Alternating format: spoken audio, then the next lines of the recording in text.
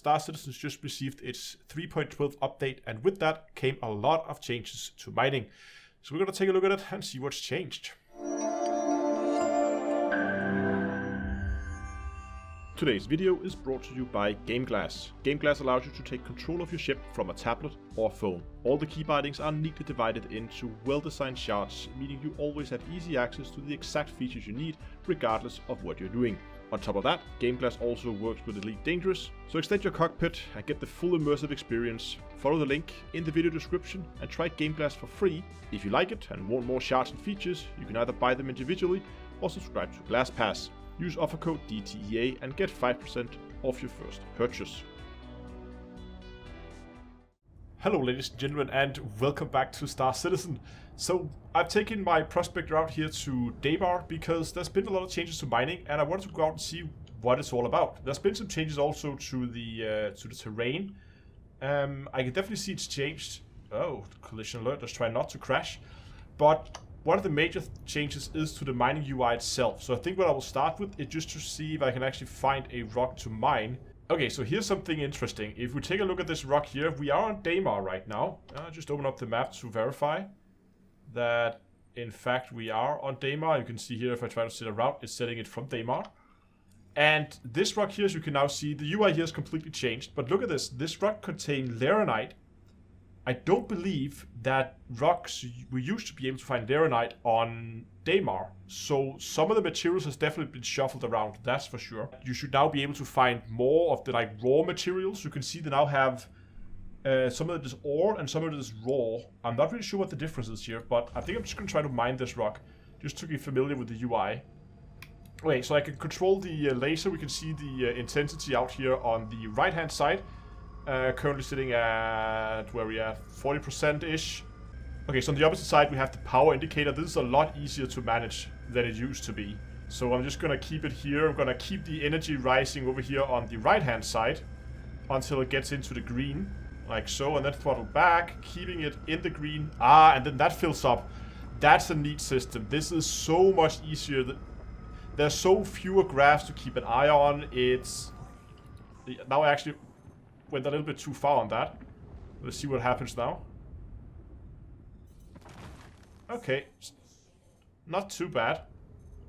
Now, none of these rocks really contained a lot of materials, so I think I'm just going to skip that and move on to the next one. I think I saw one over in that direction there. One thing I noticed is that the composition list over here on the right is no longer sorted by price. It used to be sorted by price, but it seems it's not anymore. Okay, I got a pretty good fragment here, 30%. So let's try to extract that. That seems to be pretty much the same. We got a new cargo UI over here. Oh, and now we get a list of what's in the cargo as well. Look at that. That is neat. Okay, I like that. I like that a lot. Okay, so definitely it seems like that the more valuable materials are a lot more common. I pretty much found what I would consider high value materials in every single rock I've scanned so far. You can see this one has a pretty amount of BEX in it. 21 to 30%, that's not bad. Bexalite 24 to 60. Okay, so it definitely seems like these rocks contain a lot more of the high value materials now. Because if you look at this one, 24% Bexalite. Let's try to scan this one. So this is just diamonds and, oh, hold on. No, there's 9% BEX in that one. We really have to keep an eye on the list now since it's no longer ordered. If you scan it with this mode here, it still shows you in the ordered by value. So I hope that's something they're going to add or they're going to fix in the other UI, because you want to have the highest value ore on the top. If you look at this, I'm running full power right now with a Helix mining head. And this rock only has a mass of like just over 4,000. And the Helix can just barely increase the energy levels here.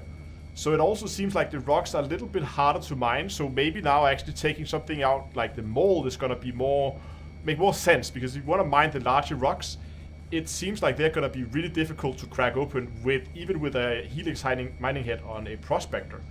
That's nice to see the mold actually getting some use here.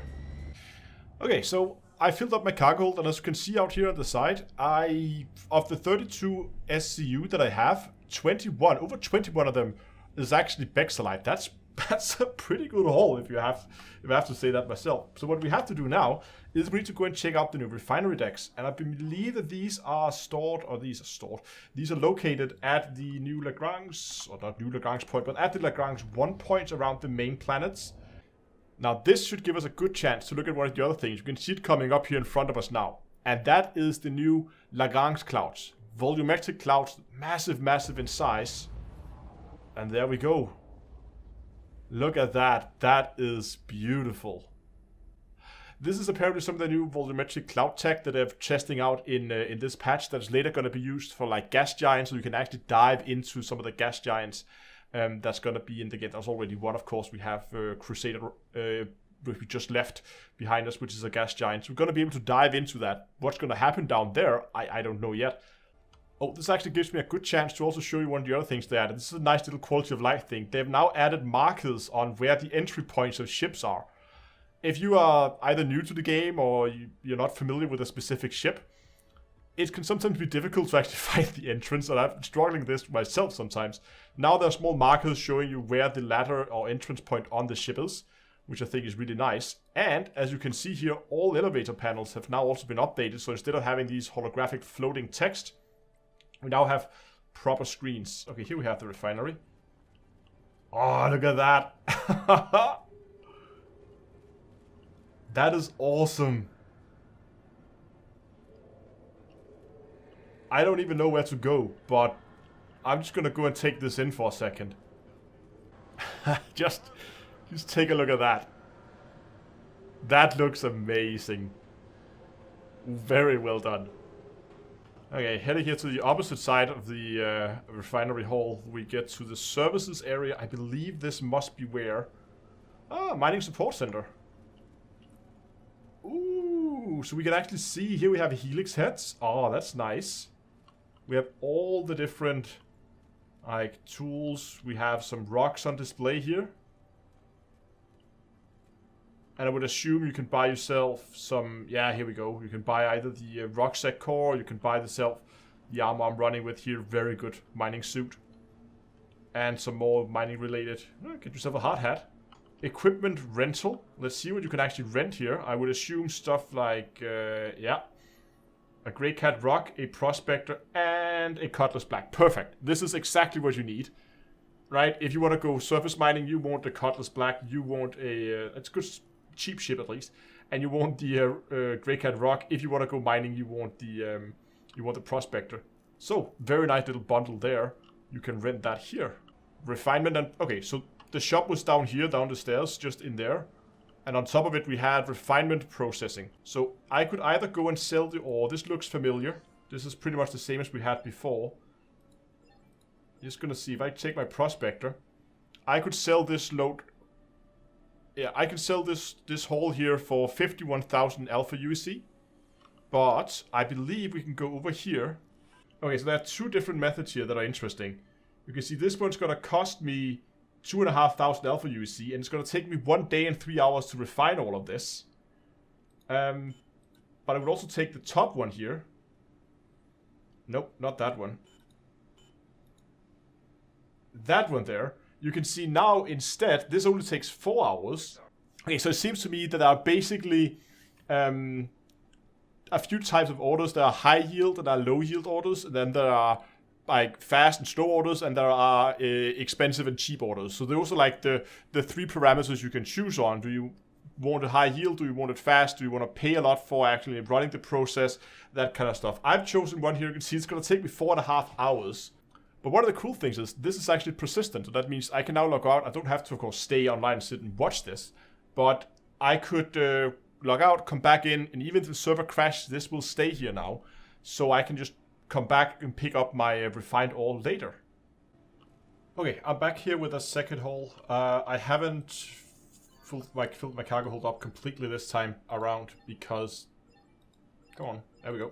Because I didn't want to spend the time actually like filling it up completely. But I just want to see if I could set up 2 orders. I just want to see this order. This one is 6,658. It seems I can't. At least when I select the drop down, I'm not getting any options to set up orders. Though I think that's a bug. So you can see here when I'm logging in, it says that there's currently 0 completed order and 1 order currently processing. Why would they put that there if I could only have 1 order? Also, if we open up this interface here, you can see here I can't, it's not allowing me to select my ship as I could before. But the interface kind of looks like that this box here, there could be another box here, and there could at least be 3 boxes, and there could potentially be even more of them out there. So it looks like to me, maybe because do I have to complete this? Can I have to set an output? So what if I say just send it to my Cutlass? But I'm gonna be back when this is done processing, and then we'll see how much I got from that. So it's the next day, and that means that our refineries should be done by now. And in fact, we can see here we have 1 completed job. Let's go and see. We can need to output this somewhere. We can probably output it to the Cutlass Black that has enough cargo to take it. So we can put and say collect.